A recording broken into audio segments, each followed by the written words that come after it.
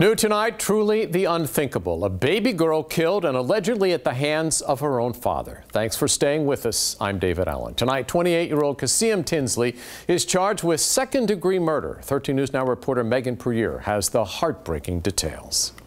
David, I spoke with the child's aunt and mother today. They tell me that the autopsy report shows baby Michaela had damage to her brain and crushed ribs. I spoke with a clinical social worker tonight who says that none of this had to happen.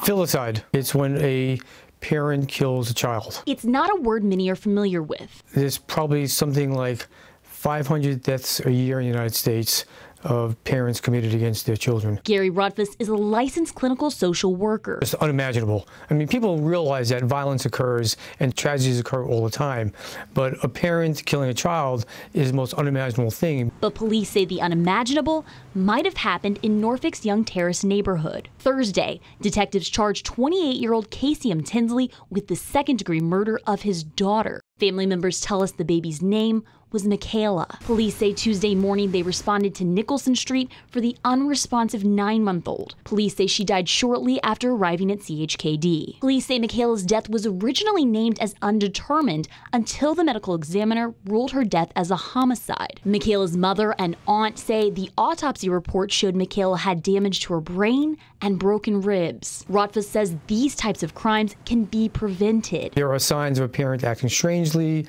acting very stressed out, isolating themselves, sudden change in their personality.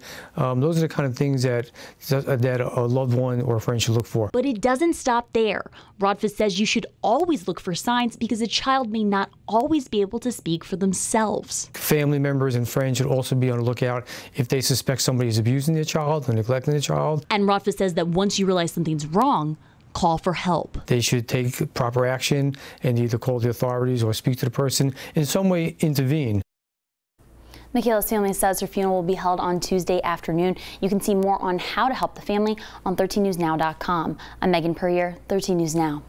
We took a closer look at cases involving child deaths. The statistics are hard to hear. According to a study from Brown University, 1/3 of children killed by a parent were younger than 1 year old. 72% were 6 or younger. The data showed more than half of the children were killed by their father.